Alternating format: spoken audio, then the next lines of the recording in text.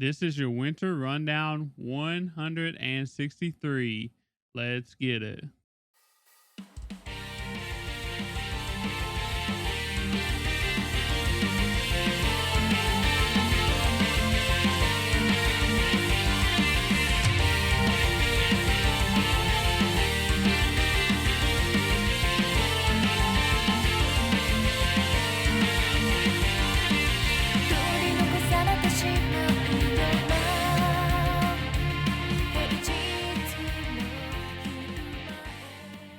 All right, welcome back, everyone, to this week's rundown where we will be talking about Frieren Season 2, Episode 8 and 9, Jujutsu Kaisen Season 3, Episodes 10 and 11, and Hell's Paradise Season 2, Episodes 10 and 11 as well.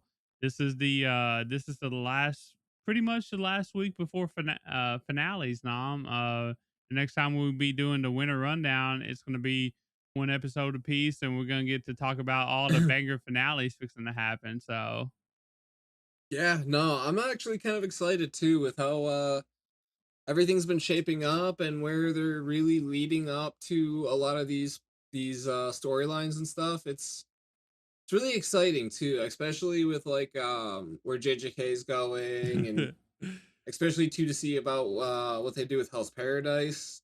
yeah, I mean, Fruin's like on the low key kind of vibes right now, which is still great. But like Jujutsu Kaisen, it's been like killing it like the last half of the season. Hell's Paradise too. So kind of really curious about how we end things. Because right now, like we're way up here right now at the very top, and like how are they gonna come all the way down unless they're gonna pull some Dime bullshit and hit us with a huge cliffhanger to leave us on. So Or just find a way to like continue staying peak throughout that and like announce that the next season is coming out and summer. yeah. Well, I'm pretty sure that Jujutsu Kaisen, this is like part one of this season. So maybe since it's like a split kind of thing, split parts or whatever, it'll come out faster. You know, Hell's Paradise, I don't have much faith in because it took them like over a year. I think it was like 2 years to get this season out. So it's probably gonna take a while for it to get another season out, more than likely, especially with Mappa being so hard at work over there. So Hey, they're at least finishing the product this time, so that we I know can't say of. much. That we know of. It looks pretty complete to me. That's Yeah. all I gotta say. Yeah, I mean, the Jujutsu Kaisen, the Maharaga fight and shit. It looked pretty good too until we found out that hey, this was like 70% done, and then we're releasing a movie. So, but yeah, that's what we got this week. Make sure, just like we always say, the best way to support us, make sure you rate the podcast on all the podcast platforms. Make Dan proud. He's where's he at this week, Nam? You got any idea? Has he told you? Dan is in Aruba. Aruba. Yep. Interesting. Interesting. What's he doing over there? Sand skiing? You know what? He's going surfing. So, Yep. He's turning in the snowboard and the skis for a snowboard and a nice peaceful week on the beach. I mean, it's technically the same, kinda. It's just one of them's hard and one of them's fluffy and one of them's liquid. So, it was got sharks in it, so it is what it is. Maybe he'll be okay. So, but yeah, linktree.com/anime degens to find us on all of our platforms. Make sure you like the video if you're watching on YouTube, where you can see our pretty faces, all that good stuff. And with that being said, let's get started, Nom. Let's do this shit. So first up, we got Frieren, season 2, episode 8, A Magnificent End. So this episode, we're gonna pick right up with Stark and Gino. They're fighting Revolte still. That's where we left off last episode, and they're honestly barely surviving. Like I thought that with Gino like acting as tough as he was acting, that they would at least be doing a better job. But like they're over here contemplating whether or not they should run away because they're struggling so bad. And then he's like, "Oh wait, I can't run away because like he's so fast that it just won't do any good. He's gonna catch us and kill us regardless. So we have to, stick through it and try to figure out a way." So, did you think it was gonna end up going this way so early? No, I mean, it does make sense considering what they were going up against. A giant demon lord, pretty much. But Yeah, with the drip, the drippy eyes. the drippy eyes. Um, but definitely was not expecting that. Same here. It caught me off. It caught me by surprise for sure. Um, but continuing the fight, Stark was actually able to get a little bit of ground on him because he pulled a classic move that only Stark pulls. We've seen it before in the fight. Um, I forget when it was. It was Fern and him was fighting. At the castle before they faced Aura, right? And like he went in like he got himself hurt or whatever in order to take a shot. And like he does that again. Like he moves in, he gets himself hurt, and makes the demon like close in on him to try to, finish him off. And that actually opens up a chance for Gino to strike. I thought that was pretty cool. Because like this ends up like basically leaving Revolte pretty much dead to rights. Like Gino has him pinned on the ground and it's like he's fixing to, finish him off. Um but as we all know, demons usually have a little trick up their sleeves, and this one being a big bad demon, he's definitely got a few tricks. So he's not gonna die that easily. And with that being said, like this scene was so cool to me because like I personally like, even though we've seen it time and time again that demons like to use a specific tactic in order to survive. They got me this time because I truly thought that that was a little girl. Did you think it was a little girl, Nom, or did No, you know what was happening? no, I had a pretty good idea that it was all the mind games and stuff like that. Yeah, I mean, what better way to mess with a hero than to play on their ideals of having to save everyone? exactly. Especially like like his whole thing was like, I'm not gonna, be as idiotic as my partner was and risk my neck for, you know people or whatever, kids. And then he goes and does it. Like he goes and does it. And like I just thought that was like an interesting like situation that like escalated that it got escalated into because like, you know, we know he knew he admits that he knew that it wasn't a actual child, but he still couldn't stop himself from going over there and at least trying to save it just because, that's what his partner would have done probably.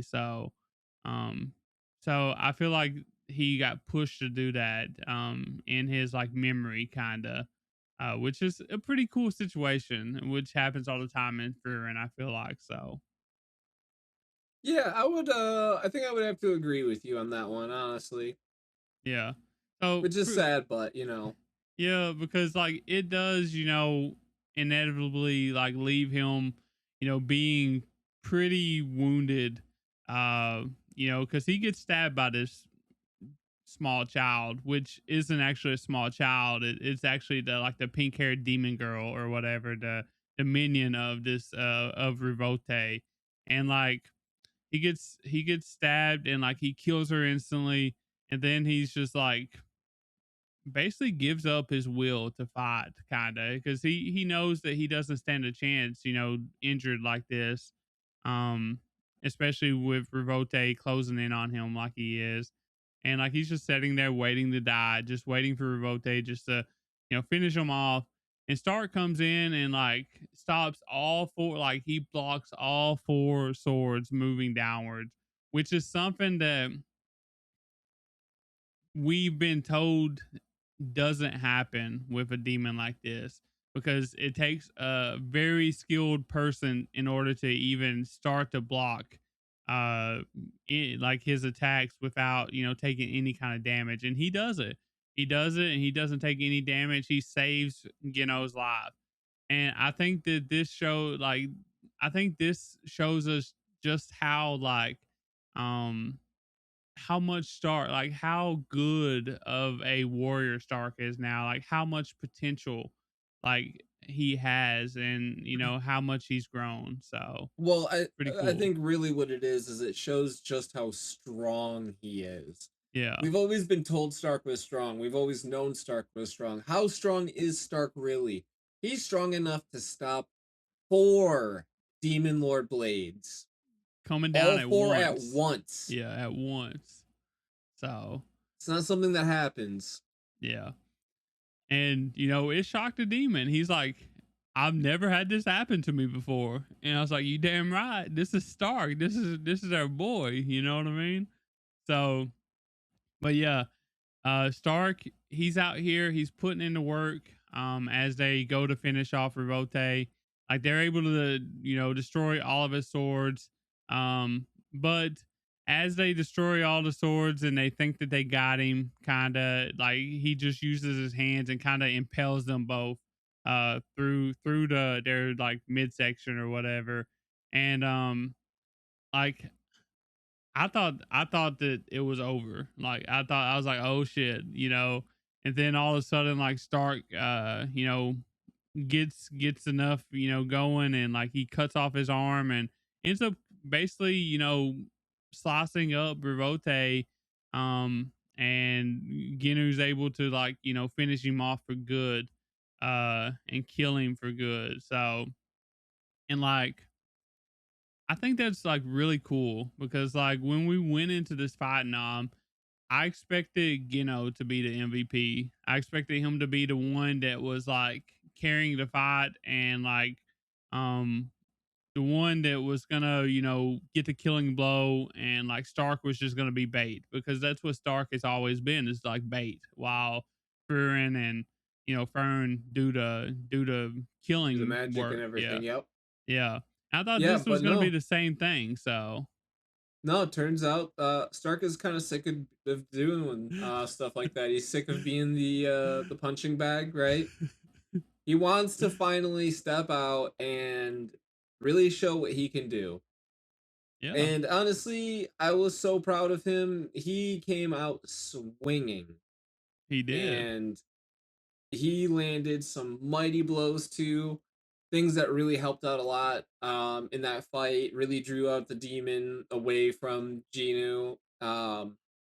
And just kind of ultimately gave him that little bit of a reprieve that he needed to be able to truly kind of finish off that fight. Yeah. I mean, me personally, I would say Stark was the MVP of this fight. That there's no way the Ginu could have beat Revolt, without Stark. So, um, like he done that much, and even though like he's a top tier mage or whatever, that's first class mage, Stark literally just went crazy, bro. It was honestly so crazy. Um, and like it got me thinking, like, I'm pretty sure that Stark and Frieren and even Fern, like if you had a combination of two of those, Stark and Frieren or Stark and Fern, I feel like they could have like easily uh killed this demon faster than what Gino and him did. And I think that goes, in my opinion, of course, and I think that Fern is kind of like on par, or if not stronger than Gino, in my opinion. So, I mean, I would definitely say that Fern is stronger, but I don't know. I wouldn't necessarily dismiss Ginu's ability No, either. I wouldn't either. I'm just saying that I would have enjoyed seeing the other side too, seeing what actually happened if, what if Gino and Methode went out and, the three of them stayed behind or whatever, That would be interesting to see. Um But as the battle ends, Stark and Gino, they're trying to, stay alive basically because they suffered some pretty, heavy wounds. Like they each got like a hole in their body basically, and Stark has like a cut, a pretty good cut, and Gino isn't doing much better himself. But as that's being, as we see all that happening, closing, we go to the other battle where Fern and Methode, they're both struggling to beat their enemies too. They're both 1v1ing, and they're both just having a horrible time because like the fog and stuff. So, and I thought this was a pretty funny moment, even though like the stakes are high. Like we don't know if Stark and Gino's gonna be live or not. Um, Fern and Methode's like trying their best not to die. And here we got Frieren. Like she's just like, oh, let me just dip. Let me just get out of here. All right, I'm out. Later. Peace. Fern looks around and she's like, where did Miss Frieren go? And we just see Frieren up in the sky. It's like, oh, this is nice for a change. I finally get to just, watch from above and just chill, And I'm just like, bro, what are we watching right now? Frieren's just acting like nothing's happening. So it was pretty funny. Um, But yeah, Methode. Then we go to Methode. So I thought she done a really good job here. Like her character shined a lot. Um, like she, like they, like the whole episode, like just the fighting animations, like the camera cuts and stuff. It was all really cool. It made it seem intense, because that's what it was. Uh, and Methode, she finally gets like, she finally realizes, hey, like, I got to step it up. I got to do something because like we're not going to win this way. And she's like, okay, it's time to cut loose a little bit. And she ends up like starting to fight with like clones, like putting clones out there and trying to like fight with them. And in the meantime, she's like analyzing the fog that way she can lift it, like get rid of it basically. Because she realizes, the only way to defeat these demons is if her and Fern works together to kill them, and they can't do that if the fog is there. And I thought that was pretty smart. And I thought this was like a really cool fight. Uh, because like one thing is like, we know Frieren is up in the sky right now, and I thought that Frieren was gonna like be waiting to attack, like she was gonna be up there and she was like, oh, I'm just waiting for my opportunity to attack, or maybe she was working on a thing to lift the fog too. But I thought it was cool that they actually let, Methode and Fern do this on their own instead of having to rely on Frieren. And I thought it was cool that Frieren actually let them, do it on their own instead of interfering or whatever. Um, so, uh, like, who did you think? I just want to ask something real quick. Who did you think was the one who shot the Zotrak from the sky to kill like the demons, like Fern's demon and like Methode's demon afterwards? Did you think it was Fern or Frieren at first? um, Free reign. I mean, Yeah, typically those things I would normally think is free reign, just yeah. right off rip. I mean, I did too. Like, I thought that was Frieren because that's her signature move. Is like fly up and use Zotrak to like finish them off or whatever. And I thought it was like that. That's the reason why I thought this was really cool because it turns out it was Fern, and like to mistake Fern as Frieren is like a really cool thing to do because we know that she's getting up there on that level now. You know what I mean? And it's hard to tell if we're not shown the difference between Fern and Frieren. You know what I mean? And that's kind of scary because Fern is so young. You know, so Yeah, yeah, exactly. I mean, um, we've always been told how gifted she is, but to really see it firsthand like this. yeah, it's pretty cool. So but yeah, she Frieren was truly just chilling up in the air, just watching everything happen and letting them take care of themselves, which is so funny to me still. But after the fighting is done, Fern ends up coming back down. She's like, Miss Frieren, I don't want to fight another battle this difficult again. I thought that was so funny too, because like, why are you telling Frieren that? Y'all in the most dangerous thing, and you telling Frieren that like she can make that happen, you know? Which I guess at the end of the day, she's really just saying, "Hey, I don't want to be thrown to the wolves and forced to work this hard again." Basically, Yeah, so please don't do that to me again. please help me. That way, I don't have to try so hard next time. Top shit. So now Frieren and company, after they finish their fights, they end up heading back to the village, and they're just in time to save the boys. And like me personally, like with all the flashbacks that we was getting, for like Gino and like all his like thought processes and like his remembering his partner and how he died and all that stuff, like I thought was dying this episode. Like there wasn't a doubt in my mind that this man was dead. Like he died. I was already saying rest in peace for him. Um did was you the same way, or did you think that they was gonna I live? No, I was definitely on that same mindset. I mean, how can you not when he's like getting all these flashbacks and we're seeing everything that we've just been told, like his Yeah. whole life story just laid out right in front of us there. Yeah, I mean, in my mind, it was either Stark or Gino, and we know for damn sure Stark ain't gonna die. You know what I mean? So it had to be Gino. Yeah. I figured one person would die because this was like a huge battle with a lot of like, injuries, like major injuries. So, um, but yeah, we didn't get that. They, actually Stark was the one that was hurt the worst.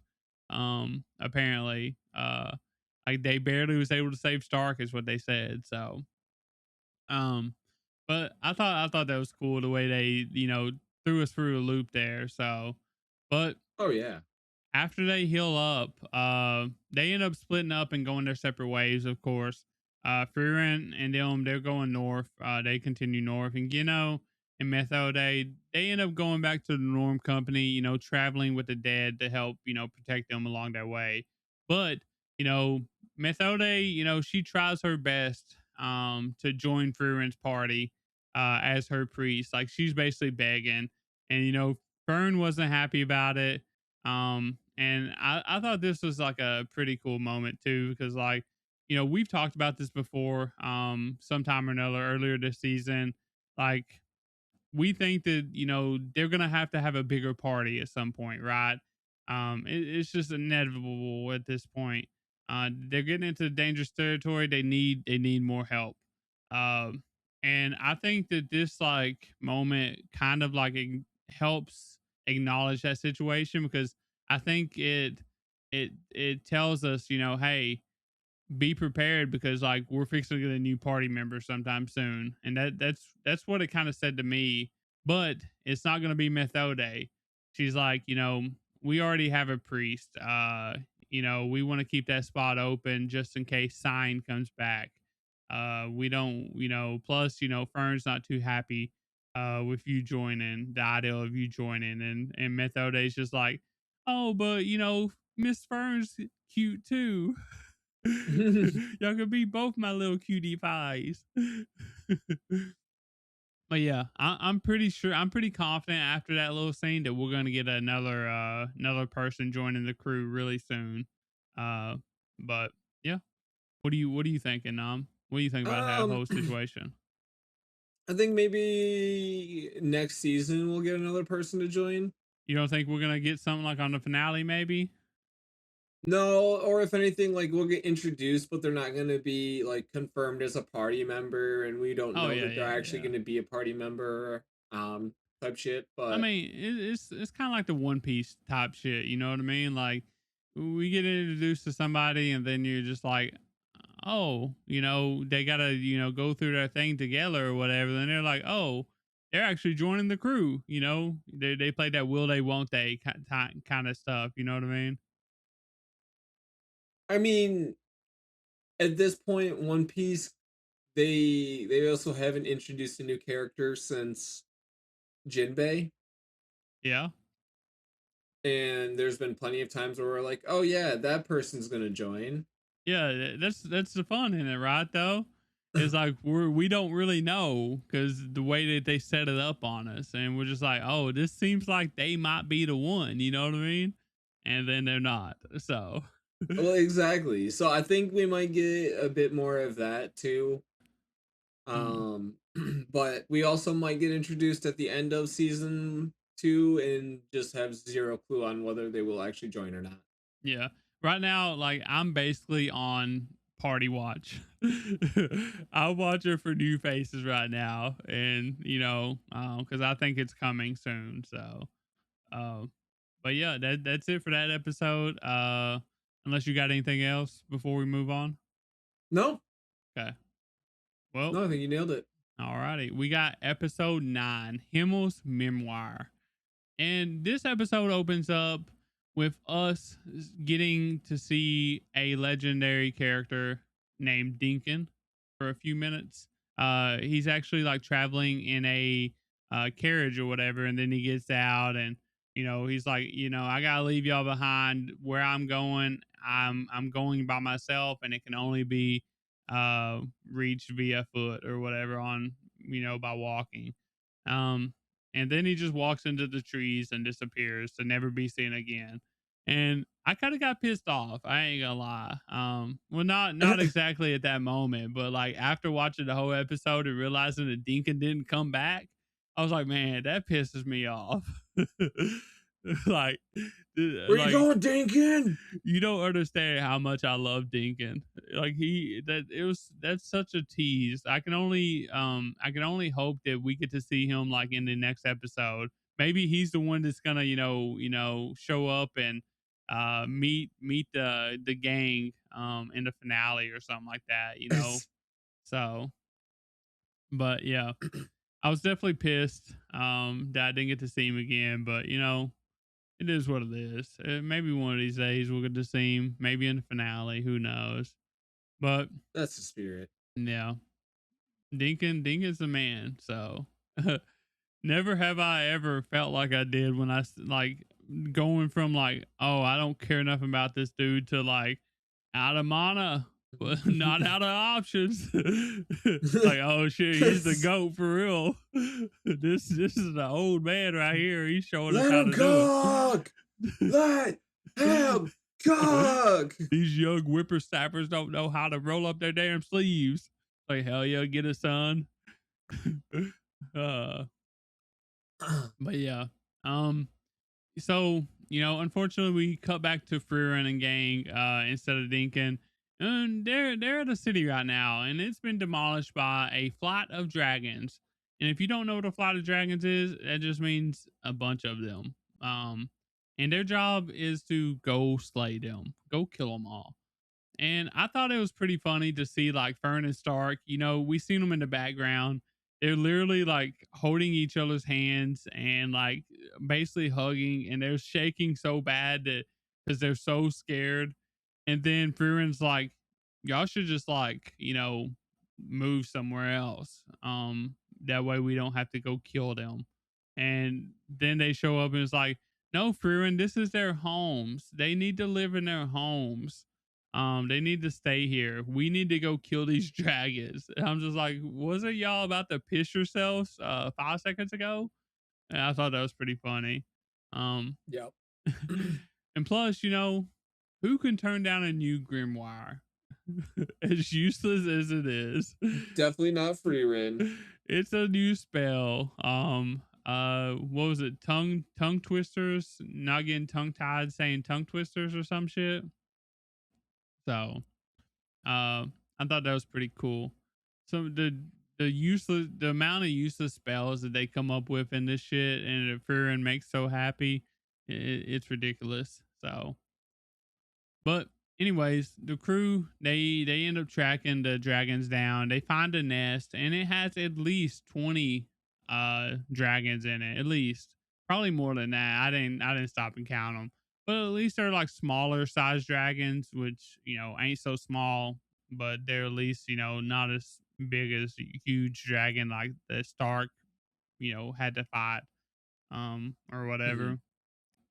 But anyways, Frieren's like, hey, yo, Stark, you know, um, why don't you just jump down in there and fight them all?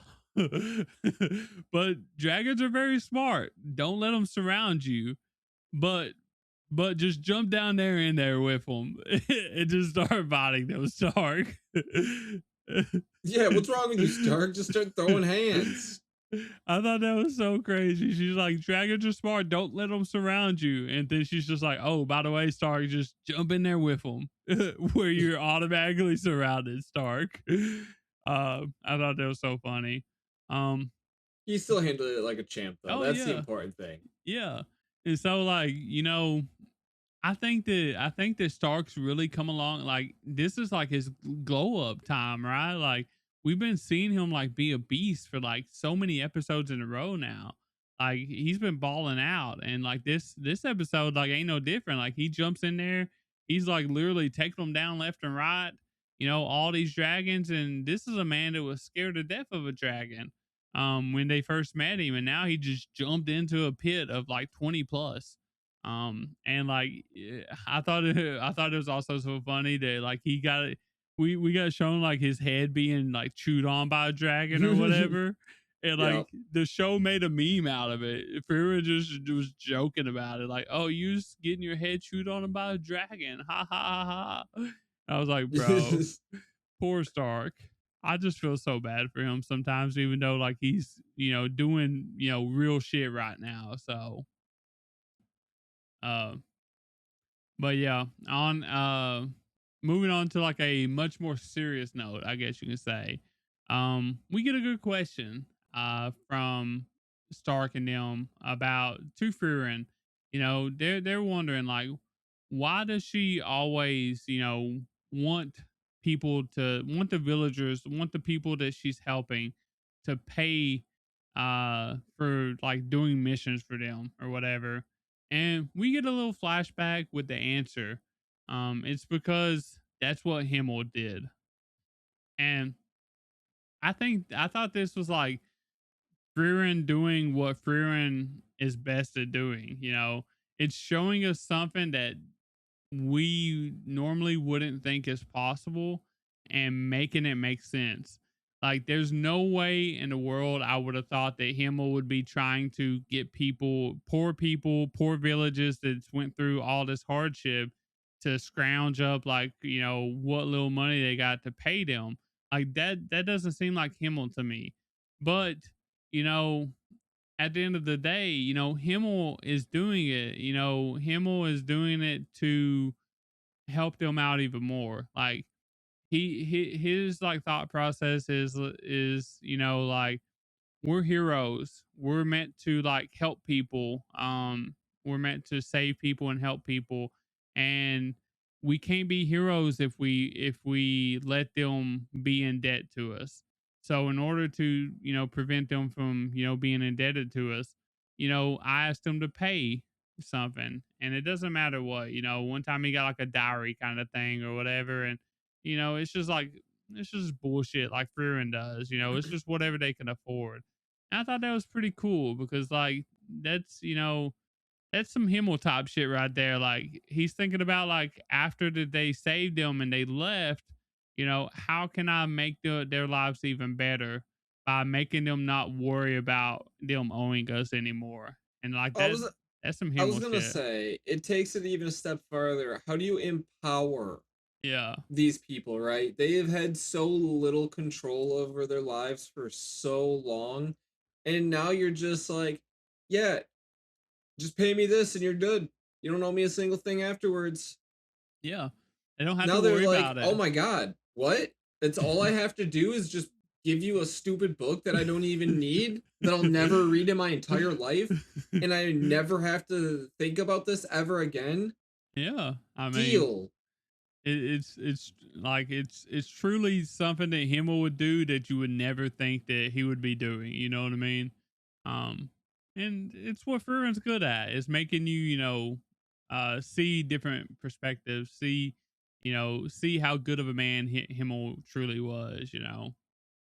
So, but Yeah. with that being said, we move on to the next town.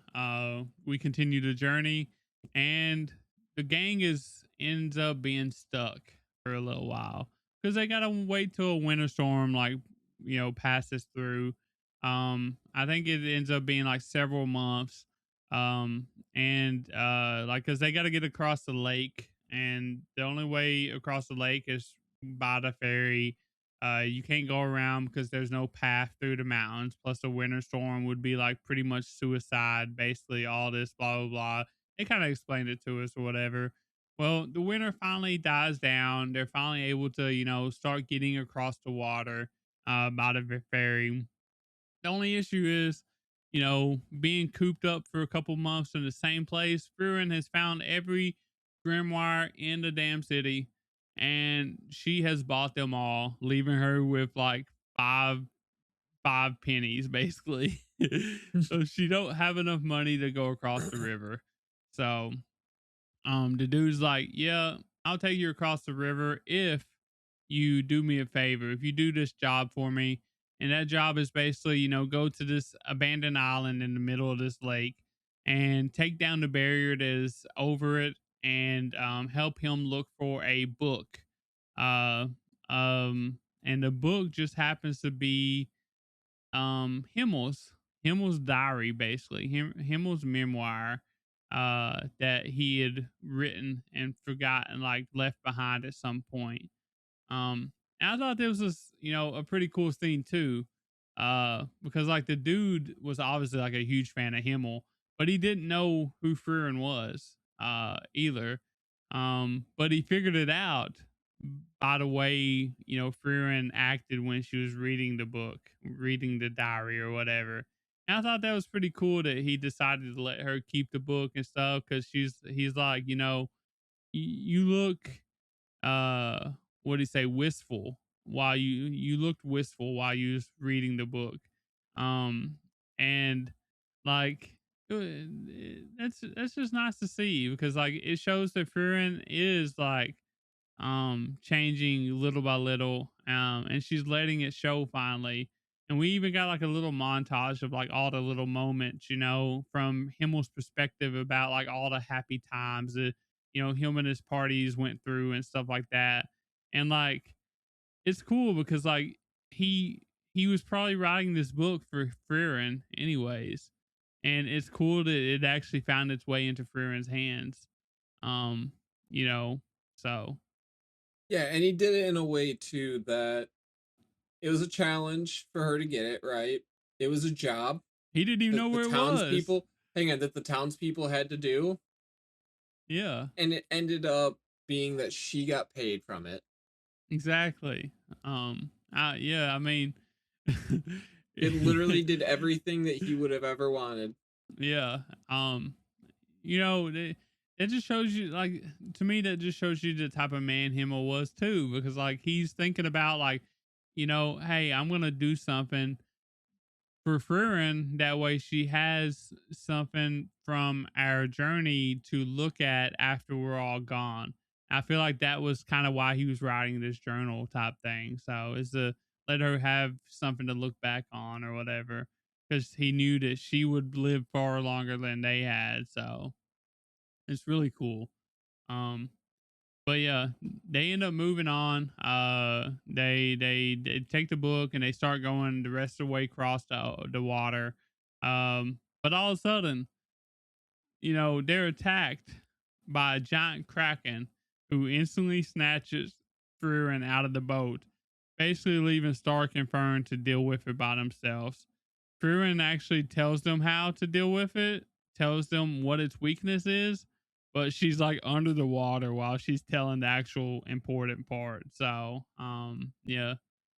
GG's to them. It's all the Stark's fault. He was acting like Himmel, and now he's got to pay for it. So, GG's. RIP. That's definitely one way of putting it. But yeah, I think we said that the Revolte fight was gonna take the rest of the season. I guess we was wrong. Now we're gonna fight a giant kraken for the finale. And I'm kind of wondering if Dinkin is actually gonna show up and save Fern and all of them. You know what I mean? That would kind of make sense, wouldn't it? I mean a little bit. Yeah. So I'm expecting him to show up and kind of save them from the Kraken because Fern and Stark is going to be like, it's kind of hard for Stark to do much of anything because they're on the water, and, sure, Fern can do something, but like, she can get in the air and float and shit, but like, she don't know how to kill this thing. So, but yeah, that's all I got for this episode. I don't, do you have anything else before we move on? I do not. No. Hell I yeah. think you nailed it quite well there. Fun couple episodes leading into the finale. So Yeah, for sure. You know what else had a couple fun episodes? what's that? Jujutsu Kaisen.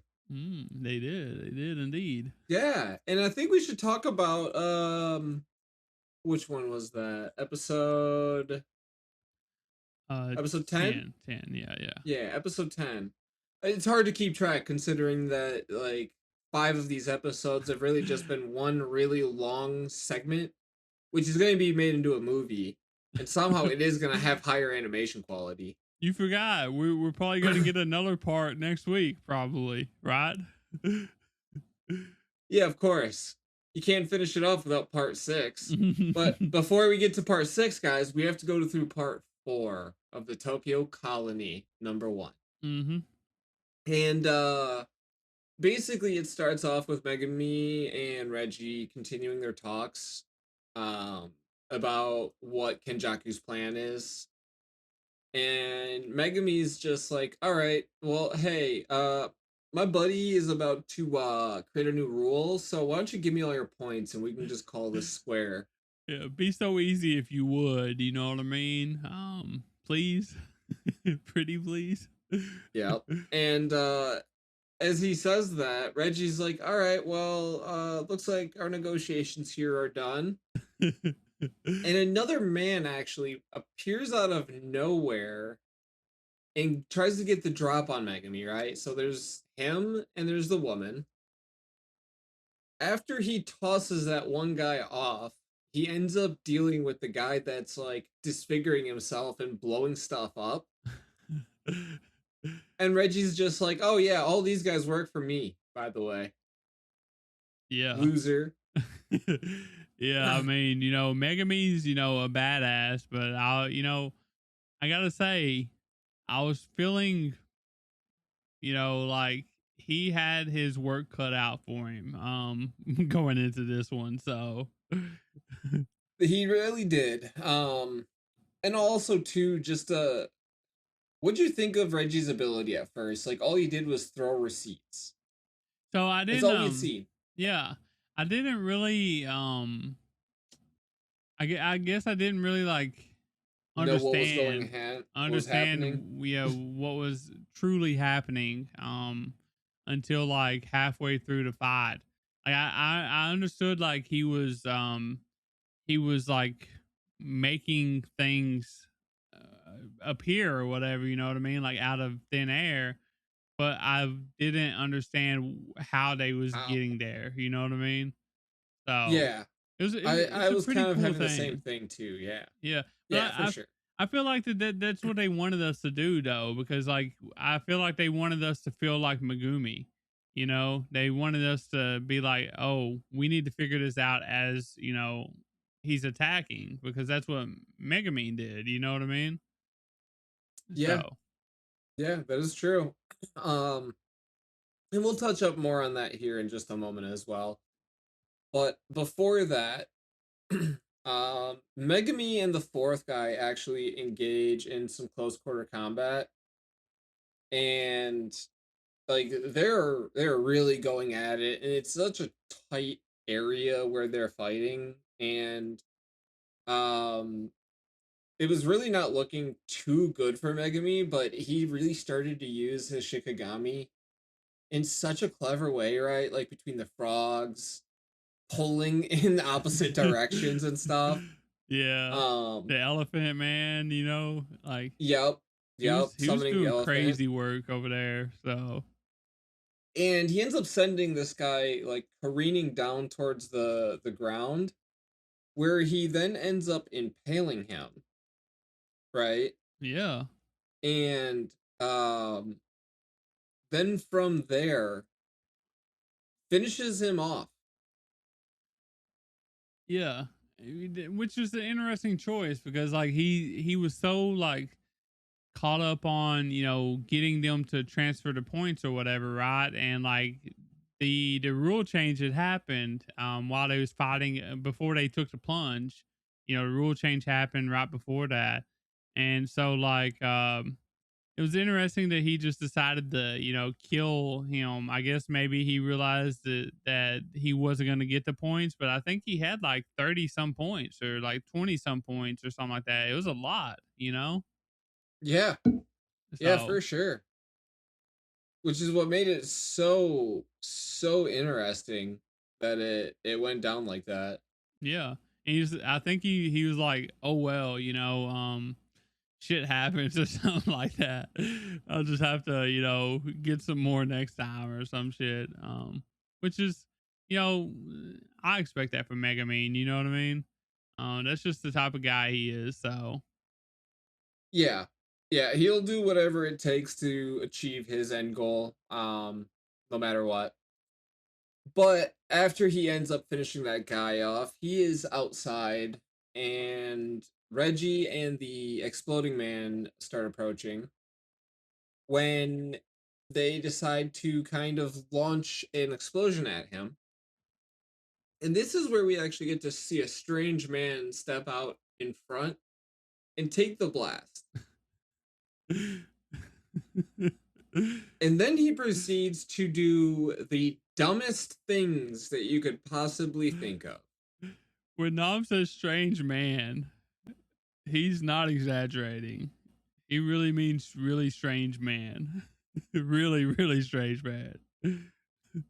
I mean, just to kind of give you guys an idea, right? So like they start fighting amongst themselves, right? And he doesn't get a reaction out of the two, so he literally does a drop kick, and it eventually gets to a point where he ends up like he's in front of the guy. All of a sudden he ends up behind the guy and he's like, "What's going on?" And then he ends up giving him the finger poke from Naruto. Yes. I, I did not expect that. I ain't gonna lie. But he's like, you shouldn't wear the color red or something like that to something or another. He's like, give him the freaking, I forget what it's even called, like the thousand pain or whatever. I don't remember what it's called in Naruto. It's been so Thousand long. Pains of Death, I think. Yeah, it's something like that. But it's so funny, man. It's like, where did this dude even come from? You know what I mean? Exactly. Um but anyways, in case you guys are wondering as well, the character we're talking about is Fumihiko Tabaka. No, Takaba. Yep. hmm We got introduced to him in like episode 2 or episode 3 in the epilogue. He was the comedian that was in the office, and they were like, "You're not funny. You should just stop now because you're never gonna make it." And the one guy is like, "I think you'd make it." He's like, "You really think I'm funny?" He's like, "No, but there's two kind of comedians: ones that are funny and ones that just believe what they say and do are funny." exactly. And, who would have thought that, that's what his powers would become? Uh, But Well, hang on, hang on. We're not gonna cover that yet. We're not there. All right. we're basically there. We're almost there. No, no, nowhere near there. It's at the Aw. end of next episode where they talk about that. Is it? Okay. Yes. Well, Because we have a whole other thing that happens before then that's well, even cooler. I just want to say, since we met this dude, as soon as I met this dude and like seen the way he was acting and shit, I was like, this dude, you know, he's literally something Dan would think up, like cook up after watching Family Guy and Gintama. Like this is the type of shit that Dan would cook up after chewing 5 gummies. Definitely after Gintama, that's for sure. Um but no, so he's also an entertainer, by the way. Takaba is. He will not let you forget that. He will remind you every chance he gets. And during this point, though, Megumi chases Reggie around and starts, and this is where Reggie starts to show off his powers in a really broad way. He's summoning surfboards. He's, summoning a bunch of plushies and diving into them to break his fall. He's doing the most, right? The Mm-hmm. biggest thing, though, is that he ends up healing himself instantly. He can take a ticket and reenact the purchase. So if it's an item for a tire, he can get a tire and he can tell the tire to do whatever. One thing. Hmm? You can tell the item to do one thing. Yes. Yeah. But as well too, if he has say take it to a resort, he gets a full 3-day, 2-night stay in an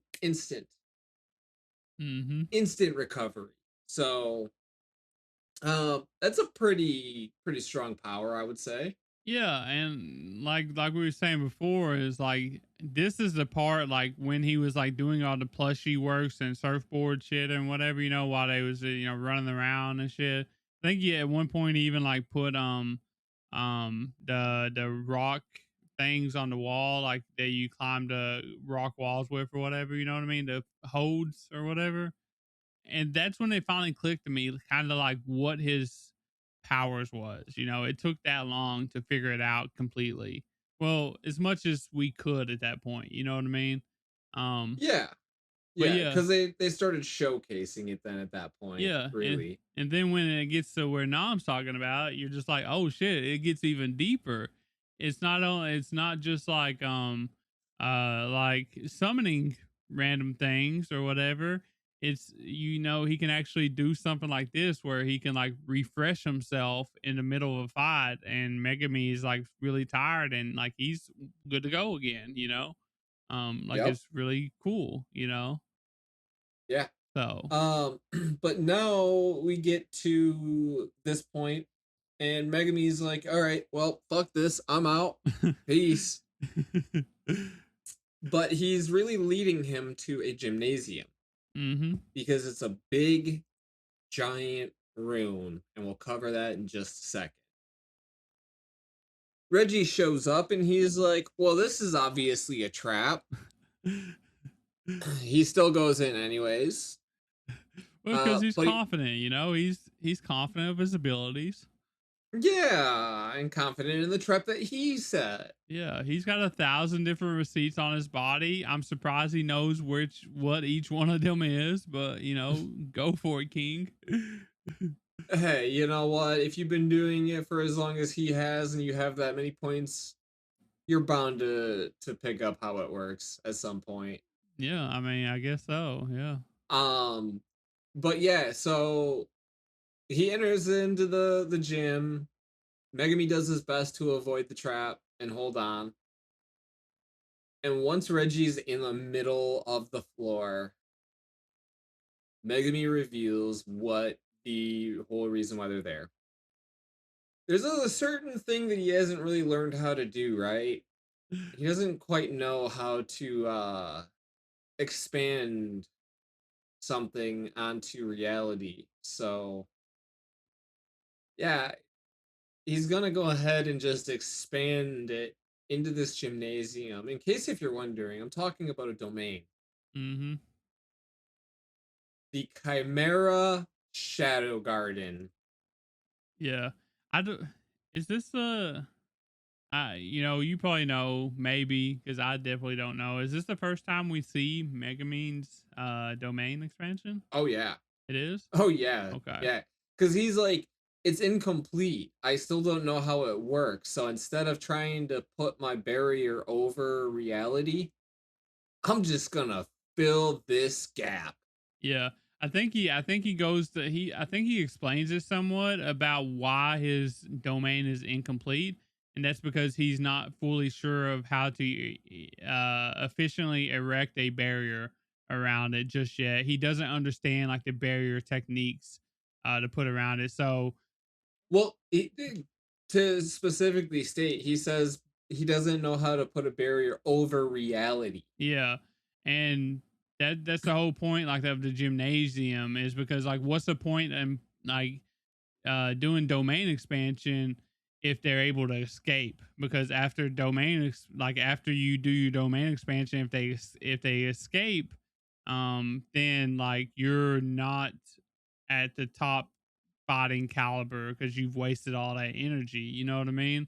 And like the only thing keeping them inside of your domain expansion is that barrier. You have to break a barrier to get out of the domain expansion. So Well, to an extent. yeah. So domains, while they do require energy, it's really the technique of expelling it, not so much the energy effort that is Yeah, required to yeah, expel it. yeah, Right. So like we'll use Higurama fight against Yuji. He did it twice in a yeah, single yeah, fight, and even then he was still keeping Yuji on his back foot. So that's not what it is. It's just the fact that Megami doesn't know how to actually put it over there. Like he doesn't know how to confine it. So like realistically, he just can't erect his domain unless he has a barrier to contain it all. yeah. It's kind of useless, unless you have a way to keep them put. You know. Not Uh, them. It's his ability. yeah. His ability would have literally nowhere to go unless there was Oh, true. Yeah, places. yeah. Okay. I see.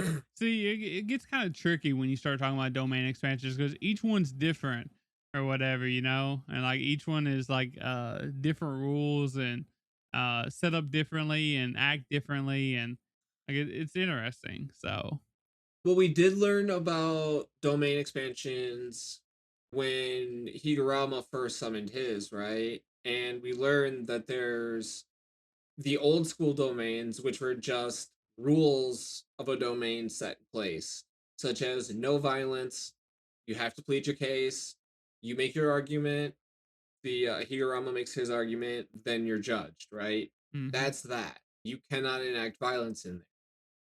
Modern day sorcerers have made it a guaranteed hit, guaranteed kill factor, yeah, which made it more complicated, and that's where it really stood out from.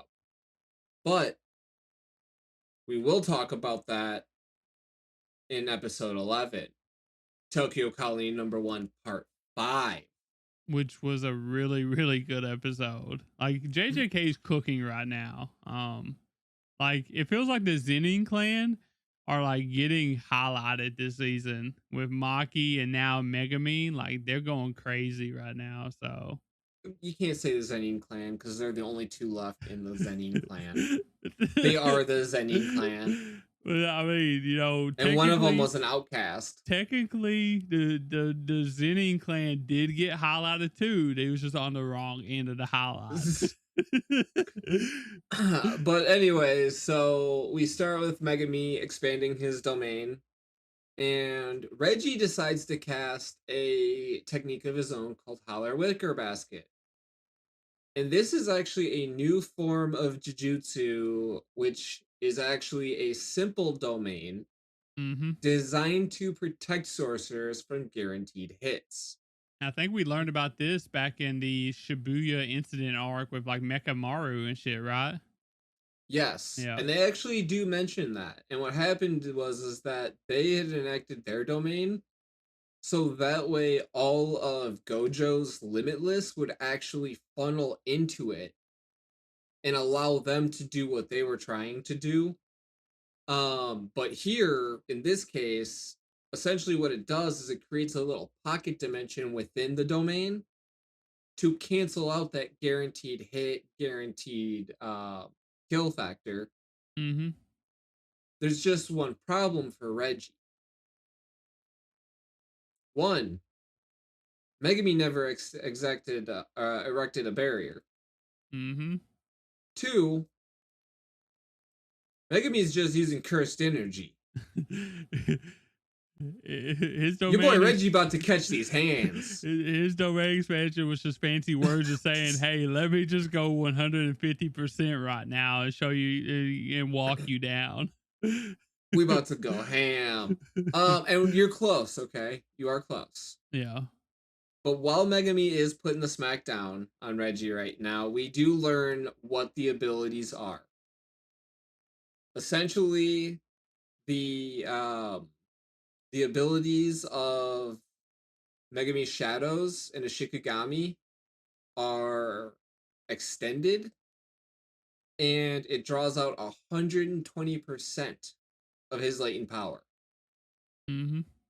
So not quite 150, but still 120% is still a measurable increase. And that's latent power, not current power. Yeah. So that's the power that he hasn't even tapped into yet that is coming out now. And he is just throwing hands at Reggie. Yeah, can you imagine if Megumi had like his domain like complete, like his barrier and shit worked out, figured out and stuff? Like, oh god, his domain would be scary because like it's all shadows. You know what I mean? He can just do what he wants. So yeah, and like to give you guys the idea, right? There's shadows up top, there's shadows down below, there's shadows on all the walls all around. There is literally shadows everywhere. It's an entire shadow room. A pit of darkness, yeah. Not gonna lie, Donam, I was expecting Maharaga to make its appearance here sometime or another. So we don't need to go that far for Reggie. Dan's gonna be so happy. He sends me like videos all the time of like, you know, Megumi like summoning Maharaga. Don't worry, when he sees it, he will be excited. I know he will. But so anyways, Reggie's learning more about Megumi's powers, and he's starting to kind of try and act on it. He actually ends up throwing out 3 cars.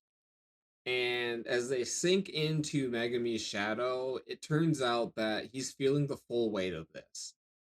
Everything that's in his domain is actually now inside of Megumi. So he is now holding all of that weight.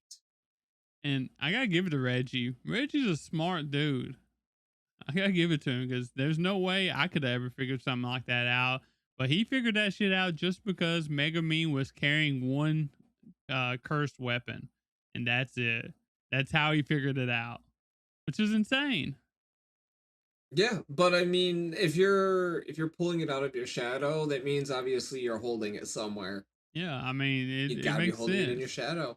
But I just never did like expect this to be like his weakness, because that's what this is his weakness.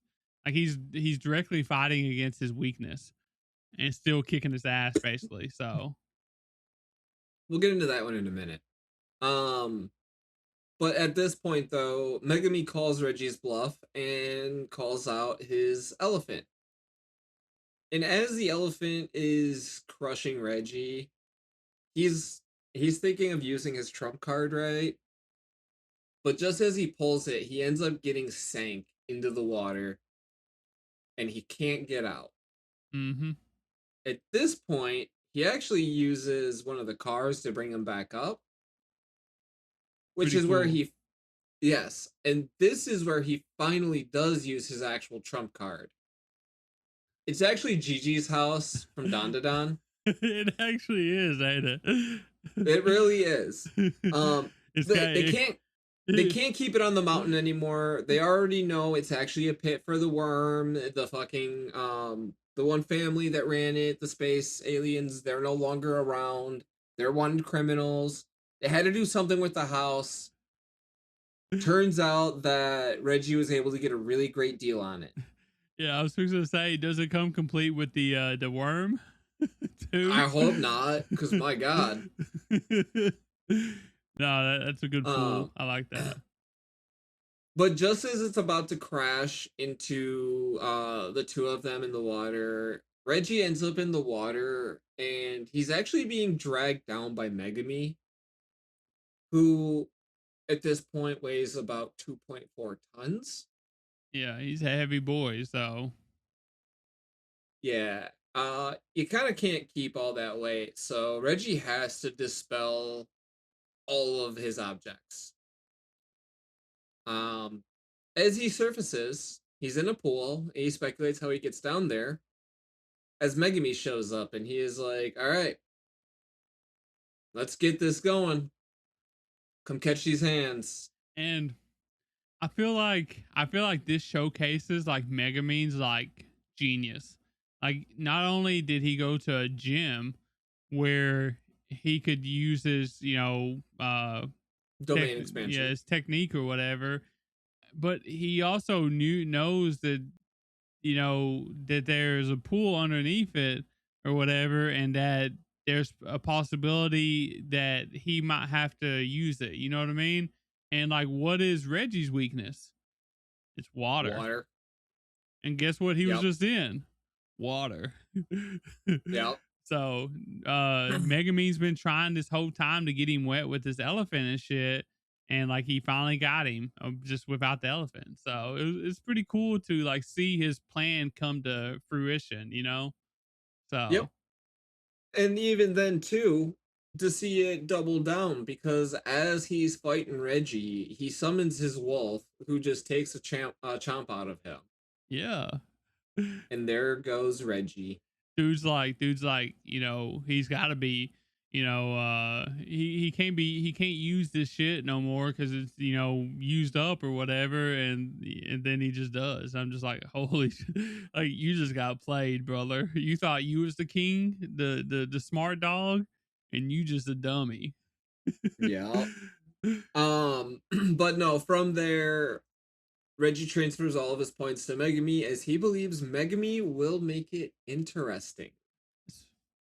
I didn't expect that, but shout out to him. So Yep. Back to the other fight. Takaba is enjoying some tea when the whole building he is in explodes. He jumps out the window and is still kind of playing games, right? Just joking around. And the exploding man has no idea what's going on.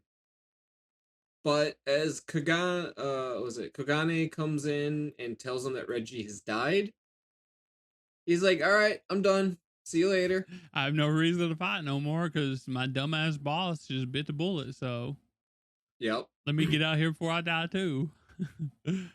Now this is where we learn what Tyler spoiled just a moment ago. Yeah, well, people already know about it. We just, we're gonna talk about it now, Hey, though. hey, I didn't know about it until I watched this episode, Tyler. Okay. If people would listen to this episode, though, they probably already watched both these episodes, probably, right? So, Hopefully, anyways, uh Takaba's power is way too OP. really, yeah. Comedian. If he's convinced it's funny and it's reality, then it is. That's why he's taken no damage this entire time. Because he thinks it's funny taking that much damage and being able to walk away without a single bit of damage to him. Dude is literally just like a walking Gear 5 Luffy plus Saitama. Yes. This power is so strong. Tengen even says that it can oppose even Gojo. Which is crazy, but I mean, think about it though. Like, if he thinks it's funny to do a certain like, so if Gojo like, hits a domain expansion on him or whatever, right?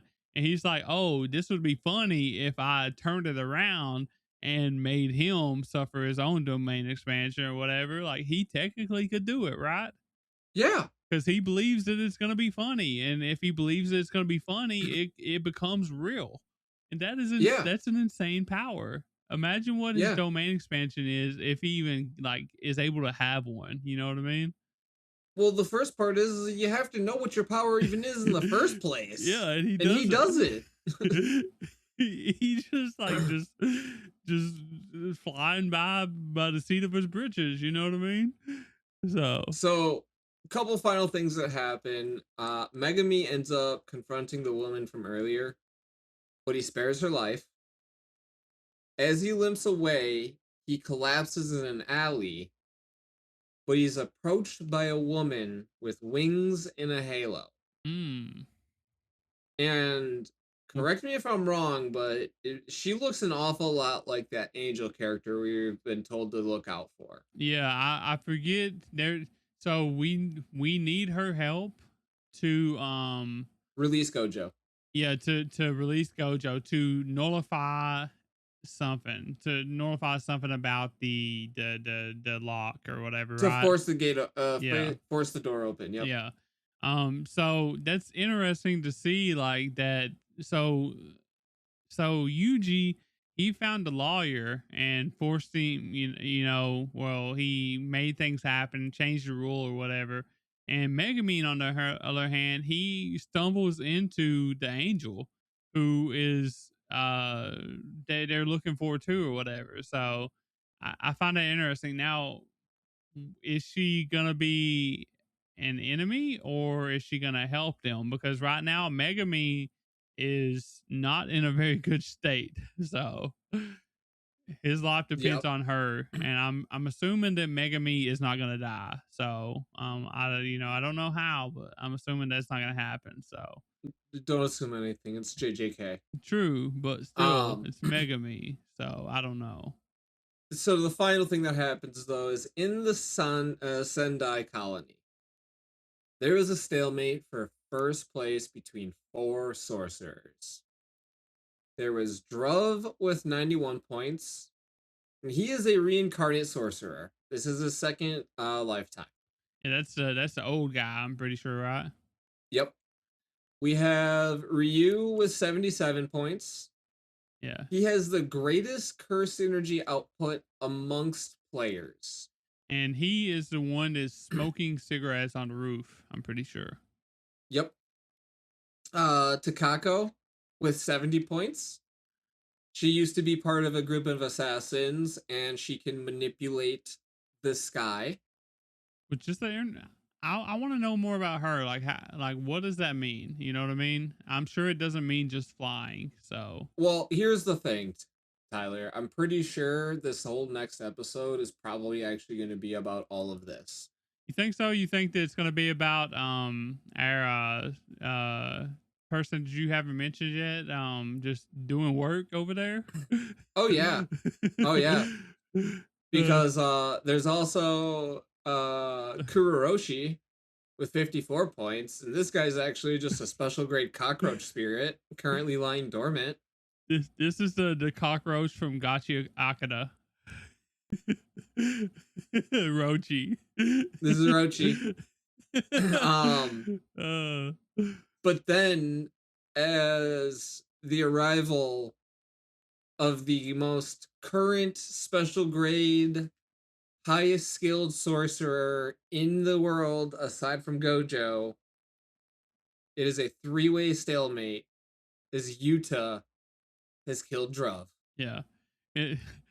It's kind of like that old saying by Drake, in one of his songs. Started from the bottom, now we here. Well, Yuta, he's just like, I started from the top and now I'm here. He started He at really the top did. and he's gonna work his way down. Yep. He does things Yep. backwards. He's like, I'm a badass. I'm gonna start with the baddest boy. So I'm gonna go grab something to drink real quick. I will be right back if you want to get us started on the next all right, next episode. yeah. That's so funny. Okay, so now we're gonna get started on Hell's Paradise Season 2, Episode 10, called Master and Student. We start this episode out with Shion. He's still going strong. He's trying to avenge his student, Tenza. the blonde haired dude that died in the last season. I'm pretty sure it was. But he's basically dodging like a bunch of different attacks. It's the Tenzin is throwing at him because they're becoming desperate now. Like they're throwing like body parts at him. They're like they put him in a ball of body parts too, and trying to like close him in to stop him or whatever. And like I thought this was like pretty cool because like this is the same person who killed Tenza, so like obviously like this stuff isn't gonna stop him. Like he is dead set on killing this Tenzin because like he wants to avenge his student, because Hmm.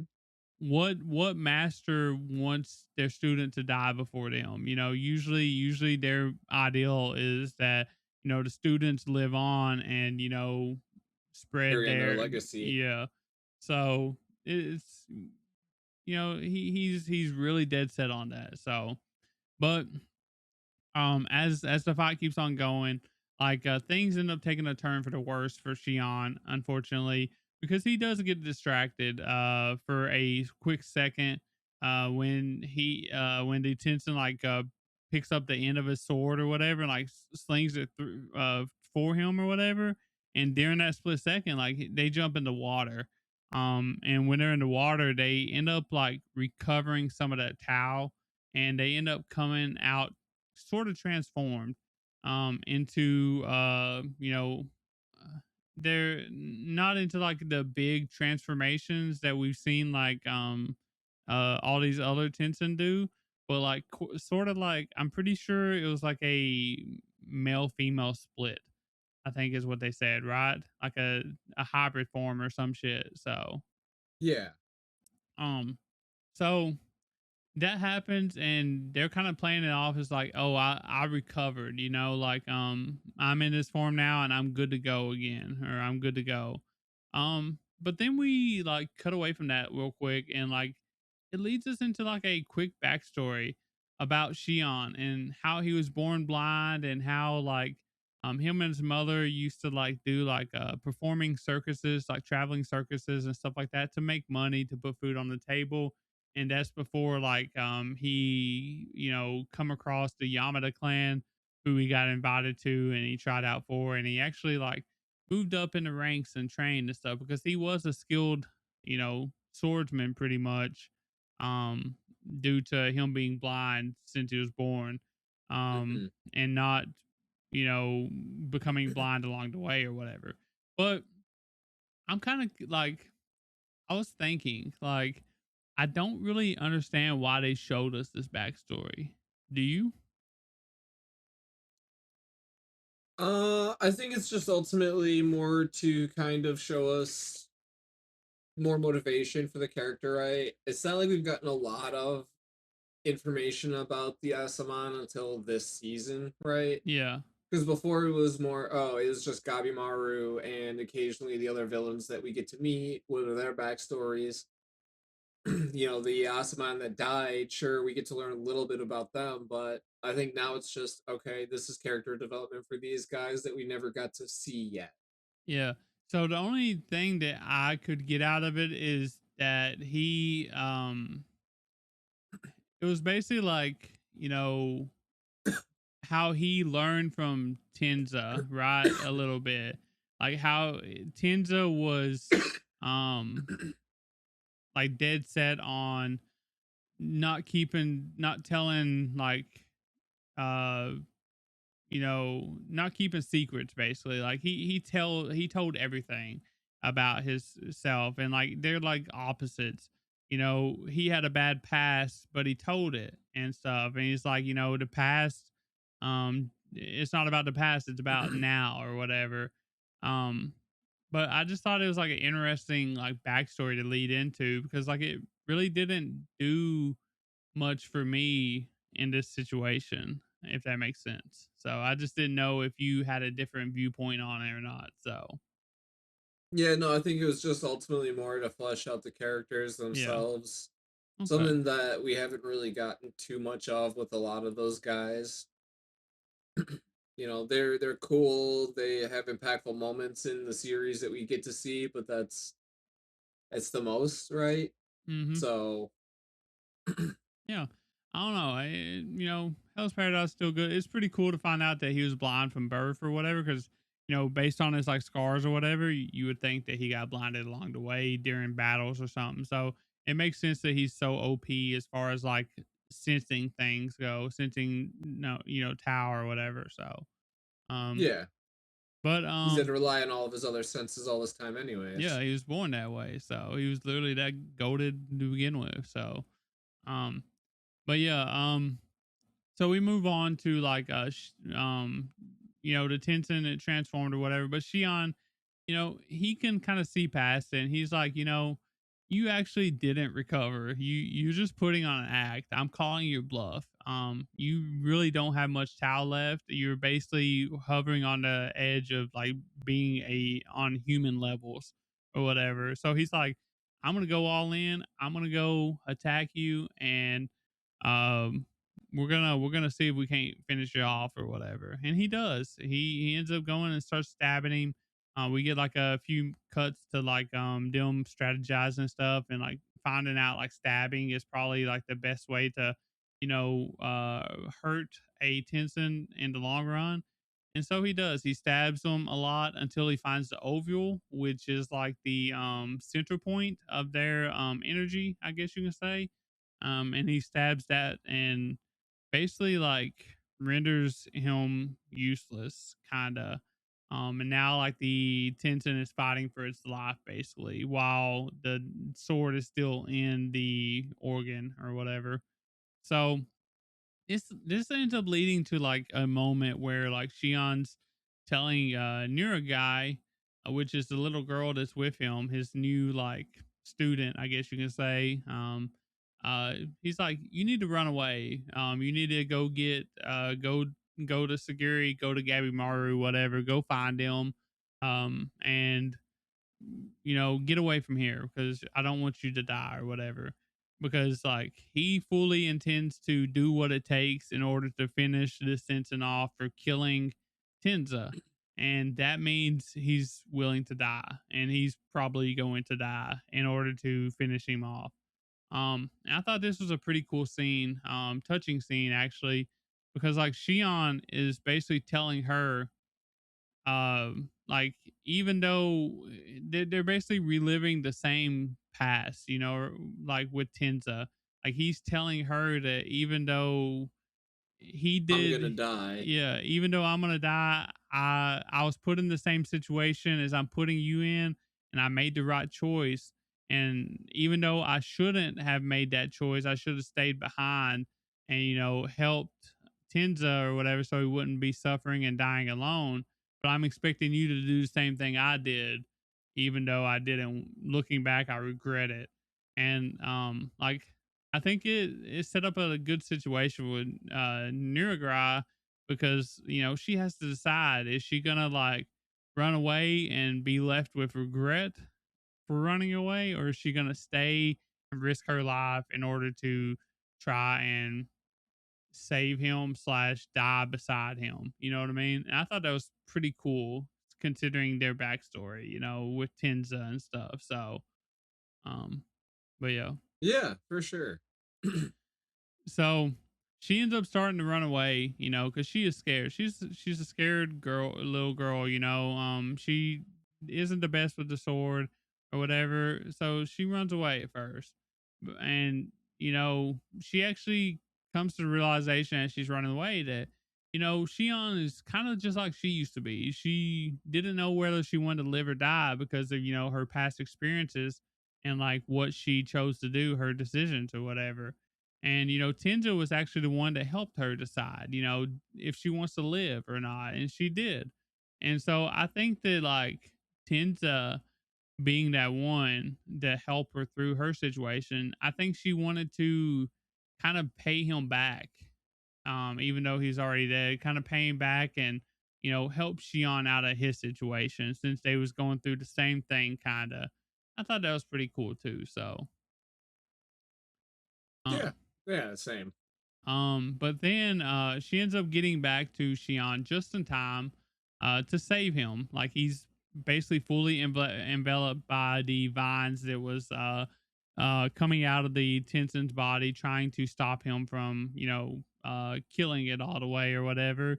And I assumed that once the vines cover your body all the way, you probably die, from suffocation or some sort of other strangulation or something. I don't know. It's basically like mummifying him, in a way. But she ends up like tackling him off of the sword basically and tearing all the vines off of him. And I thought that was like a cool situation. But then I was like, well, won't the Tensen just pull the sword out? Because like that's why he was holding on to it. They was told that he's got to hold on to it or they'll pull it out. But nobody's holding on to it at the time. But apparently it was too weak to pull it out, because it was already been pushed that far. And then that's when we actually learn like she's trying to get him to like not avenge Tenza. It's like you don't have to kill this. You don't have to, give up your life to try to kill this Tensen or whatever. We can, it'll take a long time for it to heal. We can be gone. We can be out of this place by the time it heals up and is able to fight again or whatever. We just need to leave now and help the others. That way we can get out of here. And he's like, no, man, I gotta do this. And I thought it was pretty cool that Niragai was just like, as we was running away from Tenza, uh, he was actually smiling as he died because he was happy or whatever. And like, there's no need to avenge someone that that was satisfied when they was dying or whatever. Happy with the choices that they made. I thought that was like a touching scene because that's truly what Shion needed to hear. Like he was being eat up with regret for letting his student, die alone because he thought he suffered. But hearing that he, was happy as he was dying or whatever because, what he cared about got away. I thought that was, pretty cool to see. So, Yeah, no, it was a really touching scene there, mm-hmm, and I think they definitely went about it such a nice way too. mm-hmm.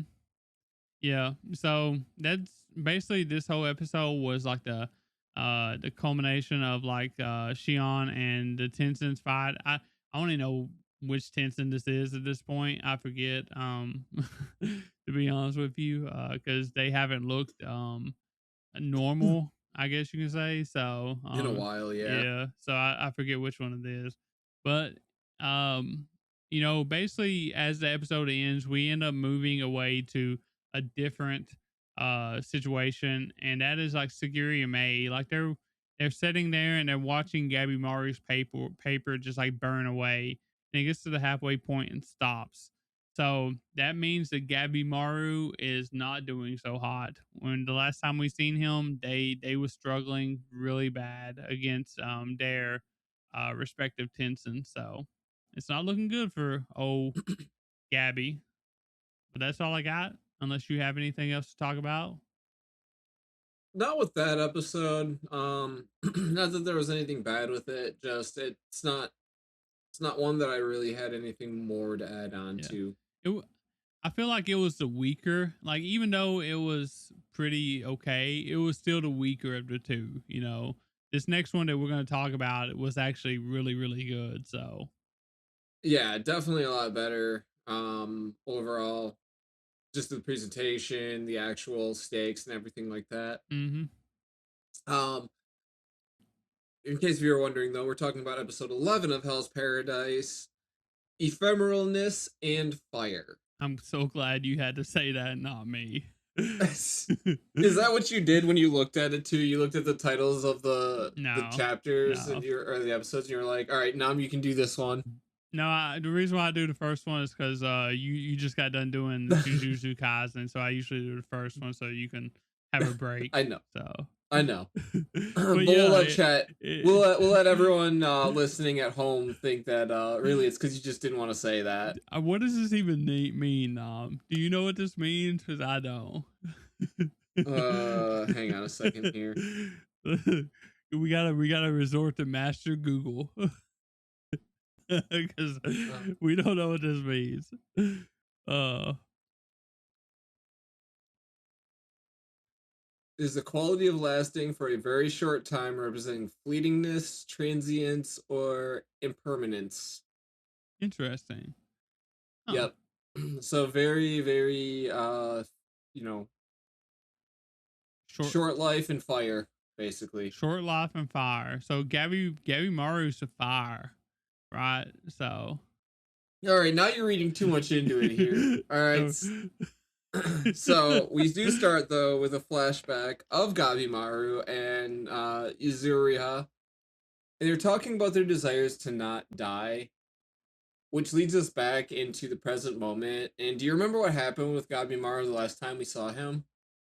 yeah, it wasn't looking too good.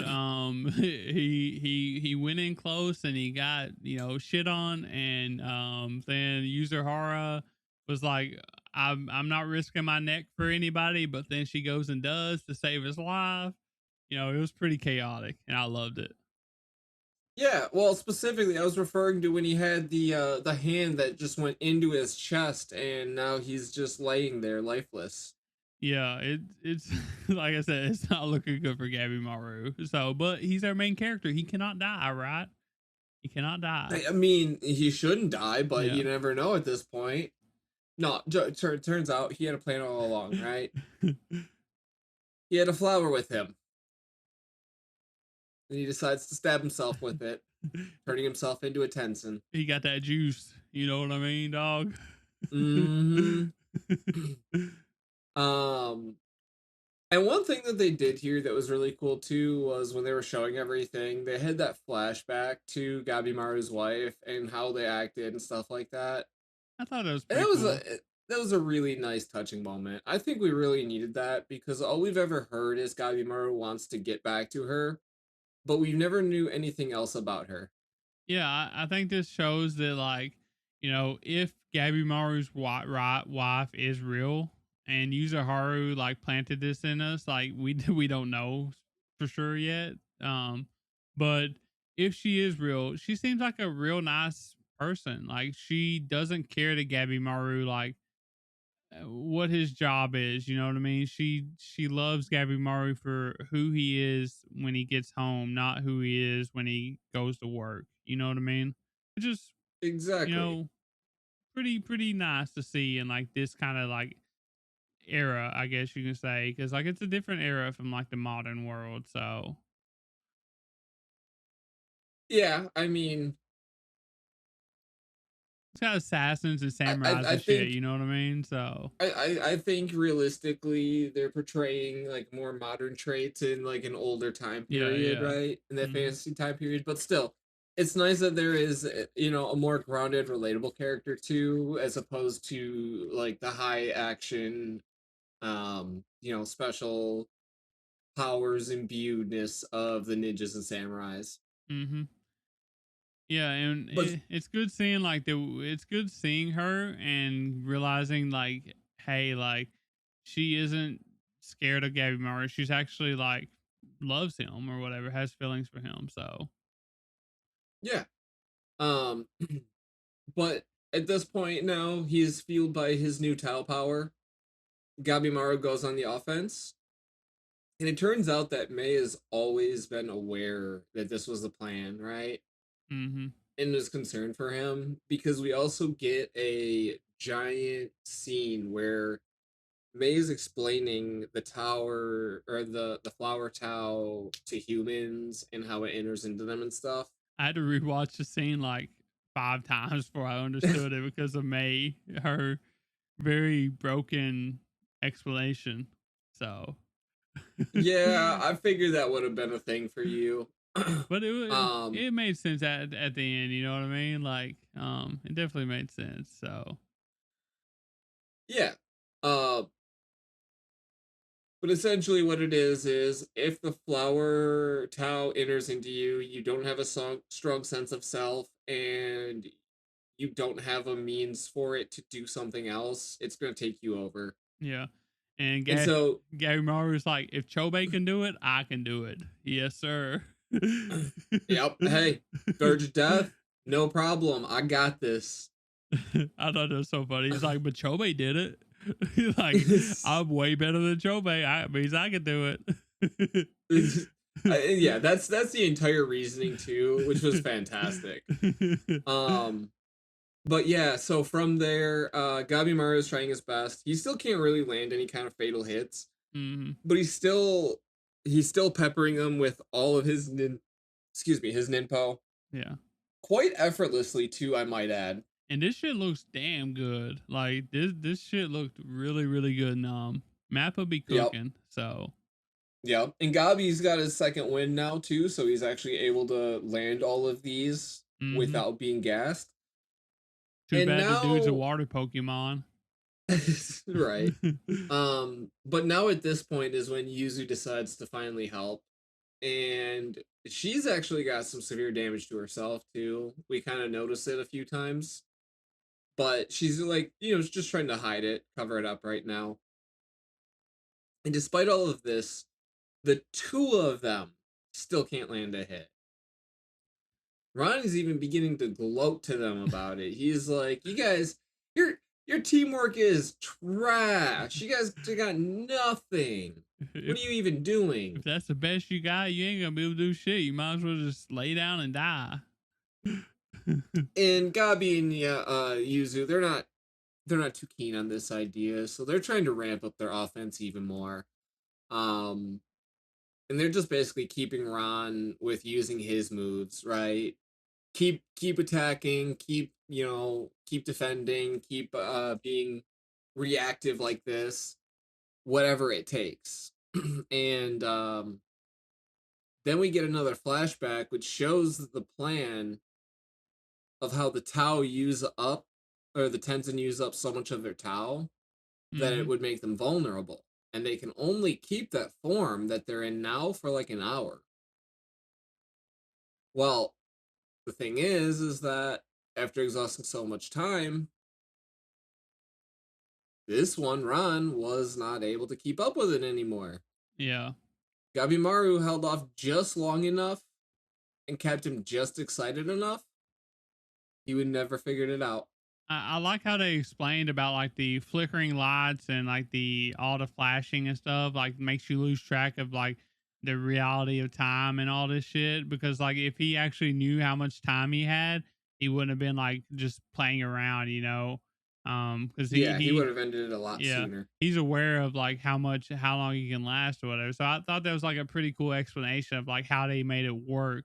Even though like Gabimaru's fire powers isn't effective, but it was effective enough to make him get to the stage where they could actually do something about him. So it's pretty cool. I liked it. Yeah, me too. As the transformation begins to fade, Ron tells that Yuzu can't land one last hit or she'll die. And this is all because Gabimaru can't do anything. Like, he's basically held in place. And she's like, all right, screw you, buddy. I'll show you what's what. She does get one last slash on him, ending his life. R.I.P. And at this point, she tells Gabi to go on without her, claiming that she'll catch up. But as she's sitting there, she ends up, taking off her top. She releases her, like, the ooze that she has, and it turns out that it's actually been covering up a lot of scars. And she's basically apologizing to her sister that they couldn't continue to live on together. And as the screen fades, her head slumps down. Yeah, and Nam didn't say the worst part. One of those scars was an open wound that was gushing blood, so that she made seem like it was no big deal, but it actually is a big deal. So I really hope, that she isn't dead, Nam. But as the title said, short-lived fire. The last one was Yes. master and student or whatever. So they've been like doing the duo thing for a while now, and I feel like that they put a big word in here that way we wouldn't know what it meant, and now we know what it means, kind of. And I hate that because Yuzu, in my opinion, was best girl of the show. So Just because we didn't know what it meant doesn't mean that other people didn't already know what it meant, Tyler. Don't assume the intelligence of our listeners, all right? yeah, sure, yeah. But even if they did know what it means, they wouldn't know that it was talking about Yuzuharu, right? There's no way. So I don't know. You think she's gone, or you think she's got a I do. chance? I think she's gone. That's tragic. If if they show us that she's dead, I'm dropping this by a point. So By .01 rather. But yeah. Back to Guifa though, and May and Sagiri. Yeah. He says that he's going to leave to inform Rain of what's going on, but he still refuses to fight Sagiri and May because Sagiri had stated she does not wish to fight. And May is not going to fight. May is not going to fight, and I do believe Sagiri does not want to fight. But during all of this, there are some loud booms going on, and Guifa mentions how annoying it's going to be. As we see the Yamada Aisaman arrive at the castle, crashing through the wall. Things just got a whole lot tougher for everyone involved. Everyone. Shit is going down. I truly don't think that we're going to get a very good conclusion for the next episode because there's no way. There's no way, Dom. There's just no way. I don't know. There could be a way. I don't see how. The Yamada people show up right before the finale, and like I just don't see it. Like we're gonna be left with a huge cliffhanger, in my opinion. So I guess we'll find out. So, but is that all you got for short-lived and fire? Yes, that is all I have for ephemeralness and fire. Alrighty, well, thanks for everyone coming through and listening to us bullshit about these episodes today. Make sure you give us a like on YouTube. Make sure you follow us on all your podcast platforms and social medias and all that stuff. Linktree.com/animedegens. And for next week, we have a special episode coming for you for the Degens episode. We're going to have one of our friends come by, and we're going to be talking about the One Piece live action season 2 since it just dropped. So make sure if y'all haven't seen it yet, y'all have had going on a month now to watch it. At least 3 or 4 weeks or whatever. I don't know. But y'all have had plenty of time to watch it. If you haven't watched it yet, you need to watch it because we're going to be talking about it next week. So be on the lookout for that. But until then, we will see you on Wednesday. Peace. Later.